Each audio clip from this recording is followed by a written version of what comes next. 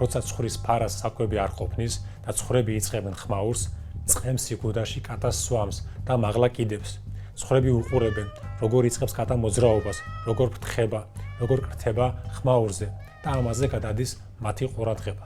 ფასების ზრდა, ემიგრაცია, დემოგრაფიული კრიზისი, სიღარიბე, უმუშევრობა და სხვა პრობლემური საკითხი ქრება დღის წესრიგიდან.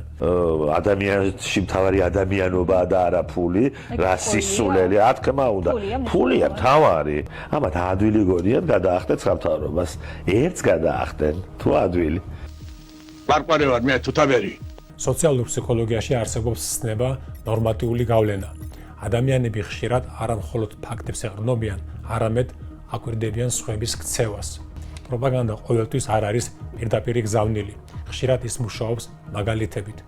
მგელი, რომელმაც თავისი კბილები არაჩვენა, ეგონათ ძაღლი.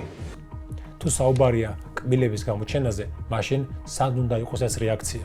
არ ყოფილა არც ერთი შემთხვევა ისტორიაში, რომ ევროპა დახმარებოდა საქართველოს. როცა ფაქტები ასე მარტივად მოწმდება, რატომ კეთდება ასეთი განცხადებები? საფრანგეთში იგივე ეს ჟოზე ბარდელა არის მთავარი პრეტენდენტი მომავალ წლის საპრეზიდენტო არჩევნებში. თუ გადაცემას ჰქვია საერთაშორისო მიმოხილვა, რატომ არ განეხილება ეს თემა? რადგან თუ ანალიზს შერჩევით გვაწვდიან, მაშინ აღქმაც შერჩევითი ყალიბდება. ეს შეიძლება იყოს პოლიტიკური ოპონენტი, შიდა კონფლიქტი, სკანდალი, დიდი დაპირება ან ნებისმიერი ხმაურიანი მოვლენა.